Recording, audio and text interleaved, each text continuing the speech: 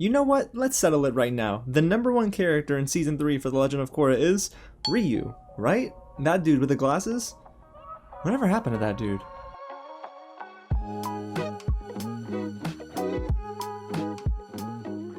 What's going on, you guys? James here with another real review, and today I'm gonna rank all the major characters in Season 3 for The Legend of Korra. Man, this season has been fantastic. If you missed it, I just dropped my review last week for Season 3, and I have all my reactions in a playlist right at the top as well. You're not gonna want to miss out on any of those, guys, so go ahead and check it out. And if you missed the announcement last week, tomorrow I embark on my journey through the 4th and final season of The Legend of Korra. My reactions go live every Tuesday and Thursday. We're gonna react to every single episode this season, so you're not going to want to miss out, guys. Go ahead and hit the big red button below if you haven't already, subscribe to the channel, and just so you don't miss out on anything new, reviews, reactions, go ahead and tap on that bell so you stay up to date with anything new. And if you haven't already, like this video and get loud in the comments below, and let me see your ranking list, guys. I want to know who was your favorite character, who was your least favorite character, and where does Naga and Pabu rank on your list, because if they're not in the top 5, well, that'd be okay, I guess. Alrighty, guys. So this tier list looks a little bit different than the previous tier list, but that's because those tier list websites are a little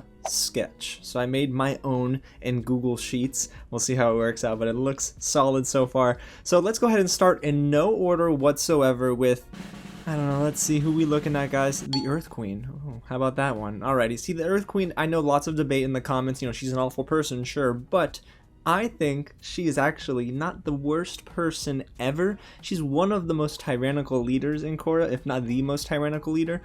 But, guys, the Earth Queen was probably raised in a family that okayed this. So I kind of blame her parents, maybe? Her family? So the Earth Queen is a good character. She's just not a good person. So you know where that puts her. We're putting her in the good. Alrighty. Yep. Listen, that might be controversial, I don't know, but she was fine. So let's hop right into the next character. Oh, Aiwei. Okay, so we're getting, bad thing #1, bad thing #2 here. Aiwei was just a liar, okay? He's a deceiver, and he said that everyone else was a liar. So, you know what, Aiwei, you're a decent character. Now, the reason I'm putting him here instead of the good category right next to his Boo Thang Hoo Ting, that was a stupid joke, is because he's not necessarily memorable. There's definitely more to love with all the other characters that I wouldn't consider him good. I would say he's decent because he helps push the plot along, but after that, not too purposeful. Alrighty, so we did 2 bad guys. Now we're gonna do a couple of good guys here. Well, 1 good woman, of course. Grandma. Graham. Listen, guys, Bolin and Mako turned over a new leaf for me when they met Grandma. They showed me that not only was I justified in saying Bolin is my favorite character in Season 2, but he just grows so much in this season, and Grandma's just so cute, guys, alright? She's just adorable. Who doesn't love a really wonderful grandmother who's not a jerk and, yeah.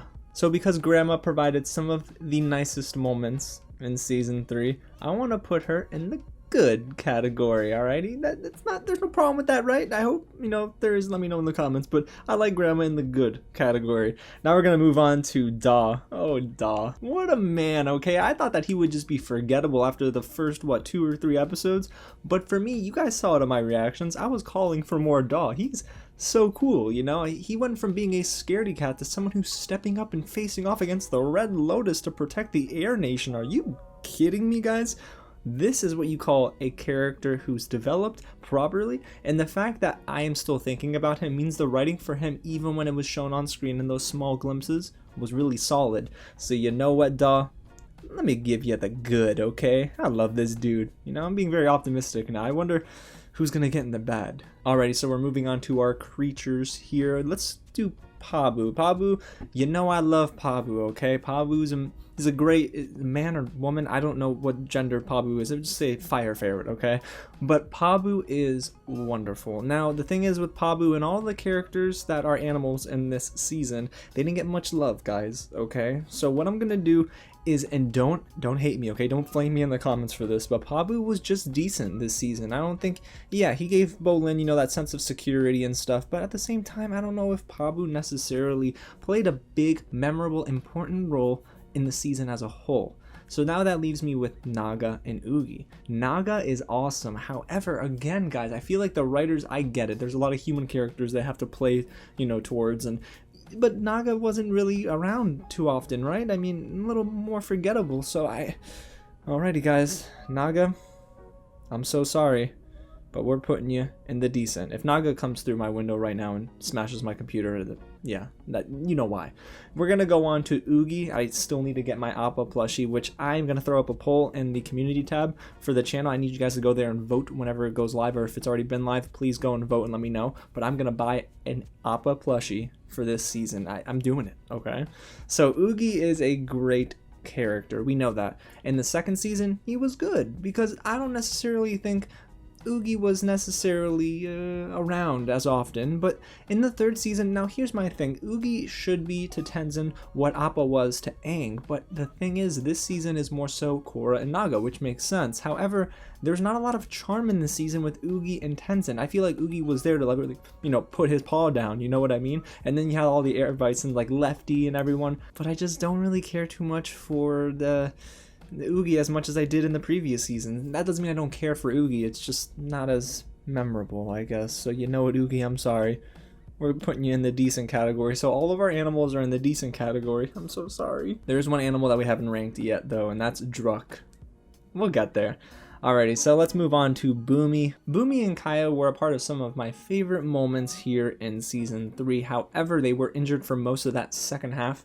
Yeah, Zaheer, you're a jerk, okay? But what I love so much about Bumi in this season is that he proves to Tenzin and everybody else that, hey, I can be taken seriously, okay? I am more than just, I don't know, a strategist. I'm more than just the class clown. I'm an airbender, you know?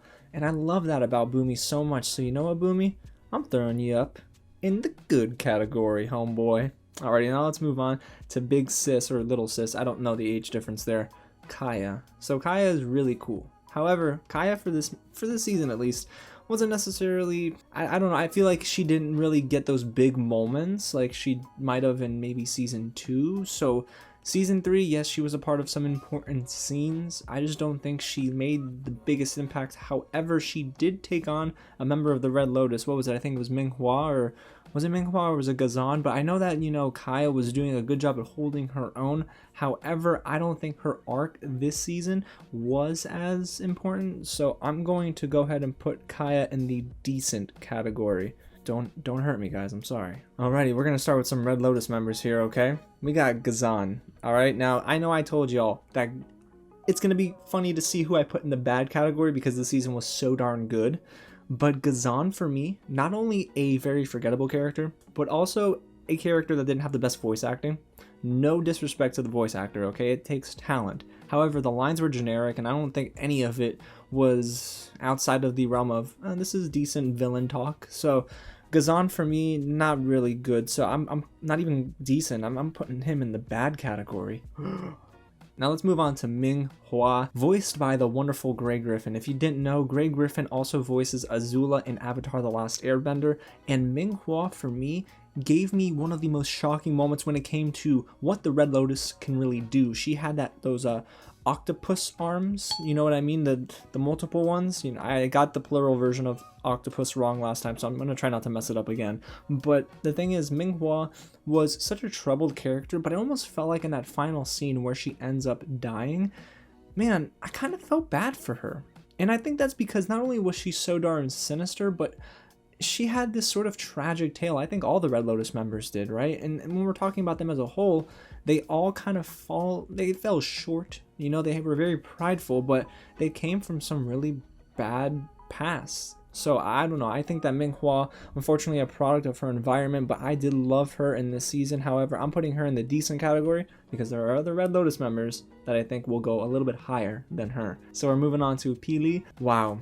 Guys, I did a 180 on her. At first I was like, you know what? Yeah, she's terrible, okay? I cannot believe the fact that she would go and she would just laser burst everyone, okay? And she almost killed Kai. You know what? F her. Forgive her.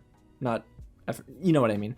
But you know what? We're gonna forgive Peely for that because she seems a little bit more, how should I say, innocent, if that makes sense. Is that the word to use for Peely? So I'm gonna definitely have to put Peely in the good category, especially that final moment she shares with Zaheer is so heartfelt, and if anything, it shows me that Peely and Zaheer, they actually could have been good guys, but the fact that they weren't given the proper treatment and care, they were just imprisoned and said, you know what, y'all are bad people, we out. That is probably why Zaheer and Peely had a lot of resentment towards humans in general, to be honest. So I will put Peely in the good, and this brings us to Zaheer. Zaheer, we don't fear you, Zaheer, okay? Homeboy was amazing. I'm gonna put him in the great right now because you already know that he was not only, I think, the best villain that Korra's ever faced, but I think he might be the strongest. And I know some of you were telling me that the whole Vaatu Rava battle was the best battle because Vaatu was probably the most powerful villain that Korra's fought, and maybe that's true, but I think Zaheer is the best because Zaheer broke Korra's spirit. I don't think that happened in that final battle in season 2. So I am putting Zaheer in the great category. His voice acting was fantastic, but outside of that, the writing for him was so cool. There's one knock that I have against him though. As a character, I think the writers of the show should have given him a solo episode so we learn more about his past. I would have loved to see a young Zaheer. Alrighty, so let's move on to the BEIFONGS. BEIFONGS. Hey, I love them so much. Now, I did leave off some people on this list, as you can already tell, and we'll go over that towards the end, and I hope you don't get mad, but we're not going to talk about adult Toph here because I think that we need to take her out and sub her for Opal. Opal was a little bit more important, I think, in this season, especially for what happened in the present day Korra setting. So let's talk about Opal. Opal is awesome. Okay, she's so strong, and I love the fact that she went off to get more training, but the fact that she had a lasting impression on Bolin. Bolin is a sucker for love, all right? I feel him on that one, okay? But every time Bolin gets close to someone, I feel like they go away. You know what I mean? And it is sad. I want Bolin to find love. So if there's any chance that Opal comes back in season 4, guys, I'm crossing my fingers for it because I want to see Bolin and Opal just be in a relationship. They're wonderful. They deserve each other. But Opal was pretty good. However, I don't think she was very good. So I'm going to put her in the decent category, right? But I think if they introduce her again in season 4, we're going to move her up. So let's move on to Sue. Oh boy, man, Sue is awesome this season, okay? Her dynamic with her sister Lin, just out of this world great.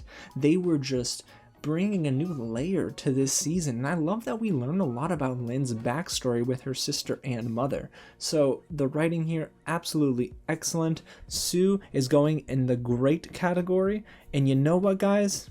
I think we're gonna put... Okay, here's the thing about Lin. Nah, I'm just kidding. What the heck? Did y'all seriously buy that? I'm not a good liar. Clearly, my poker face sucks. But she is going in the great too, okay? There is no season where Lin gets lower than a great. Sorry. Alrighty, so let's go ahead and move on to Fire Boy and Fire Dragon. I'm just kidding. That was stupid. Lord Zuko and Druk. So Lord Zuko, for me, is one of those characters that I will see Zuko on screen and freak out every time. Uncle Iroh gets that reaction out of me as well. The thing is about Zuko, he has such an awesome arc, right? I loved the way they developed his character in Avatar: The Last Airbender. He's one of the best characters that has ever been written in TV history. So for him to come back is awesome. I had him in the great category for a while, guys. The only thing is, they strayed from Lord Zuko for a while in that second half, and I get it, he had to go see his daughter and make sure she was safe. But I wanted Zuko to come back, and he didn't. So I'm putting Zuko in the good category just because he had a chance to be great, but he didn't reappear in that final battle. Kind of stinks, honestly. I think that would have been the cherry on top for me, but I'm putting him in the good. Now, his dragon, Druk, I called Druk Dirk at one point in the season. Just awful. But Druk is so cool, right?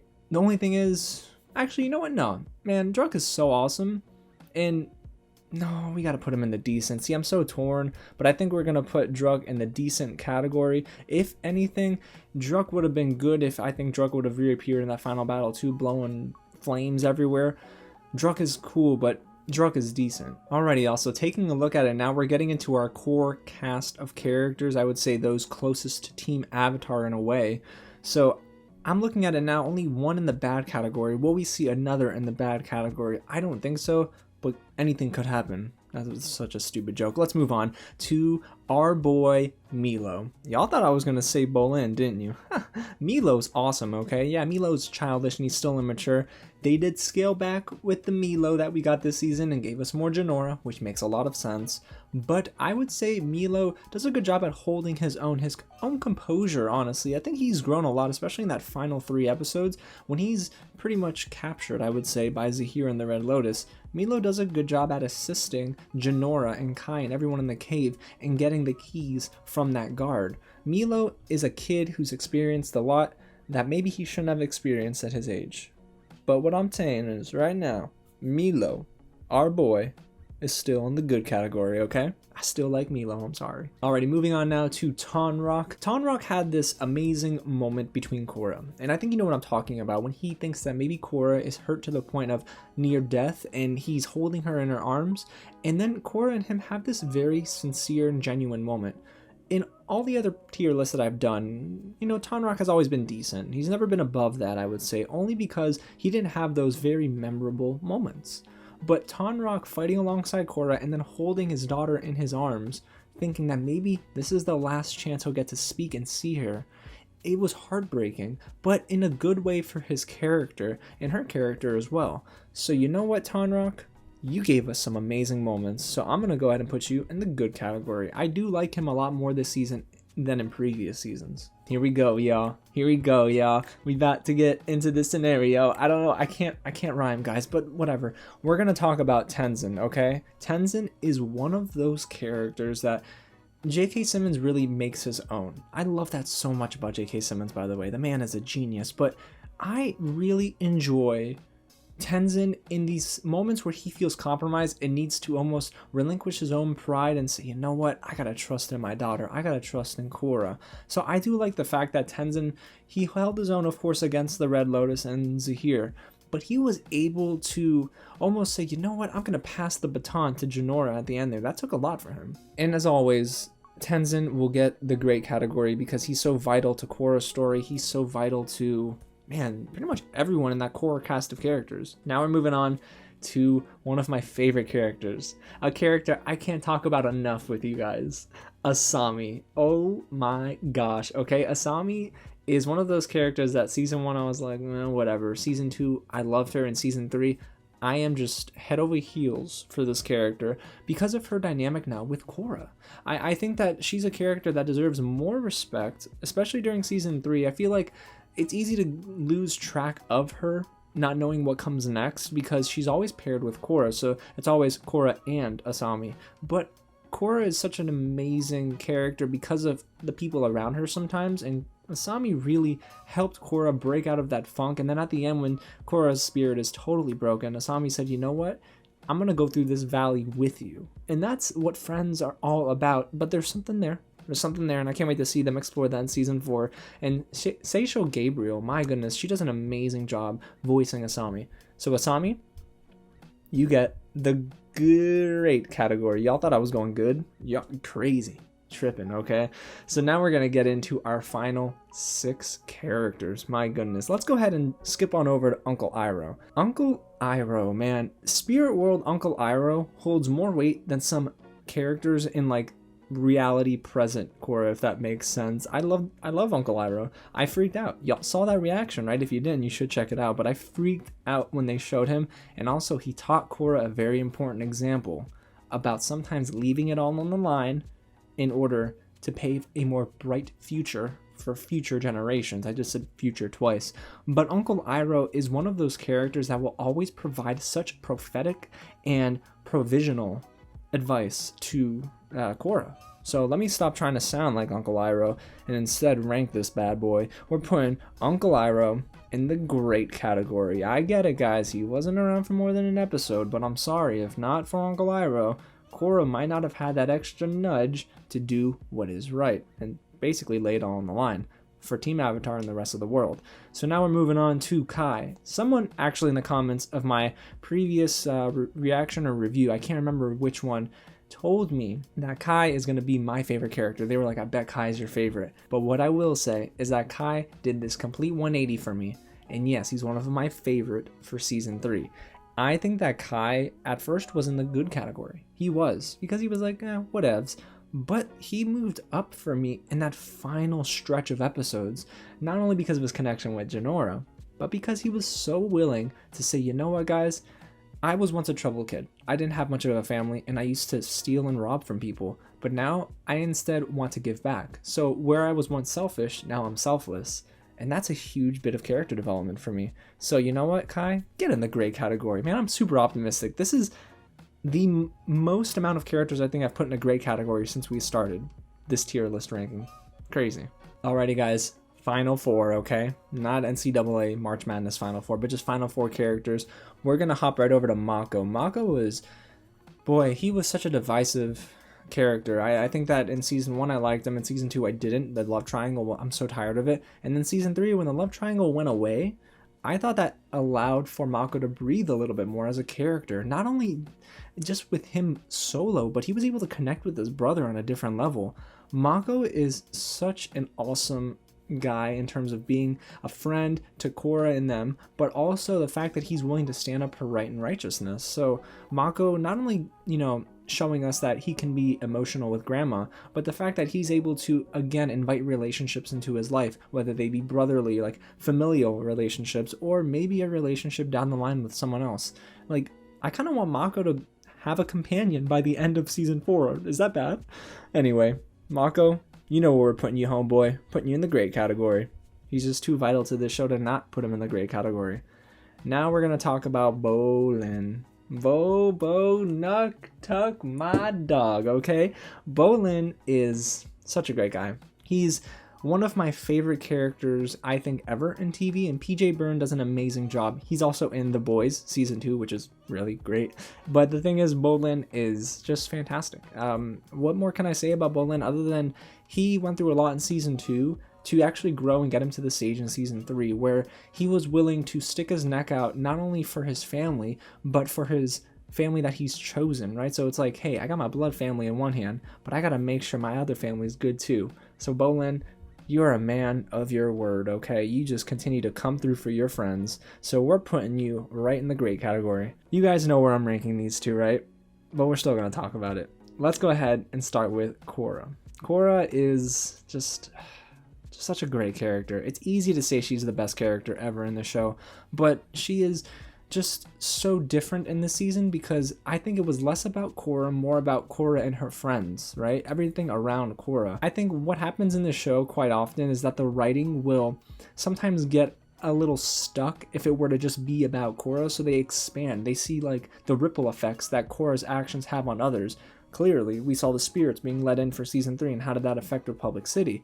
But also Korra and the villains that she faces. Korra almost sets off a spark in people like Zaheer that make this show so much more dynamic. So, listen, I don't want to babble too long about Korra, but she's great, okay? So we're putting her in the great category. Now, ladies and gentlemen, the final character we're going to rank, Jinora.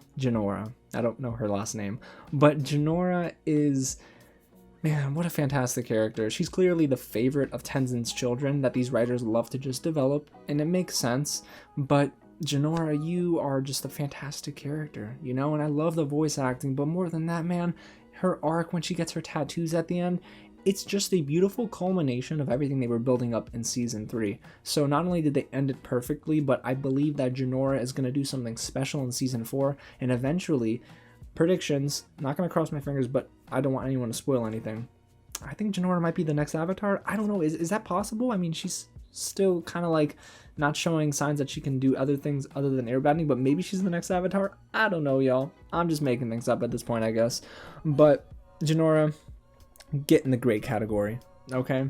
So there we have it, guys. This is what the tier list looks like for season 3. Not a lot of bad characters, only one, right, with Ghazan. But then you look in decent, then you look in good, and even great. I think it's a solid list. There are some characters that did not make this tier list, and I don't want you to be mad at me, but there's only so much room that I have here to work with. And also, I think some of these characters aren't necessarily worthy of being ranked only because, I don't know, we can talk about them, but these characters are just much more important, I think, to season 3. So here's who didn't make the list. We got Pema. Sorry, she was just kind of there for Tenzin.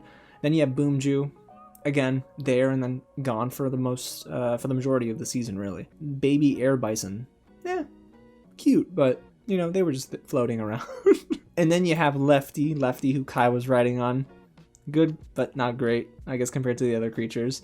And then you have Iki or Iki. I don't know how to pronounce that too well. I think it's Iki. I don't know. Just now, I think she's a forgettable child for Tenzin, according to the writers. It's so bad to say. And then you have Shiro Shinobi. I love the radio announcer, but less important here than in season 2 and 1. And then you have Adult Toph, like I mentioned, just there for that flashback. So these characters a little bit more important. And President Raiko. You know what? President Raiko, you son of a gun. What you did to Korra was awful. Didn't really redeem himself at the end. He had no other choice but to invite her back. But still, if we had President Raiko, I'm putting him in the bad category. Alrighty guys, well there you have it. That's my ranking for each major character in Season 3 of The Legend of Korra. But I want to know your list down below, so get loud in the comments. And let me know if you liked my list, you disagreed, or you agreed with how I ranked each of these characters. And if you haven't already, hit the big red button below, subscribe to the channel, and tap on that bell so you stay up to date with my reactions for Season 4, my reviews, and reviews for movies and TV shows that I got coming down the line as well, guys. Listen, Netflix, Hulu, Disney Plus is about to get busy. We got The Mandalorian Season 2 to talk about as well. It's going to be fun this week on the channel. Alrighty, y'all, I'm going to go work on those reactions and reviews. So again, thank you a ton for watching and supporting the channel, and I'll catch you at the next screening. It's about to go down. Korra, Season 4. Yeah.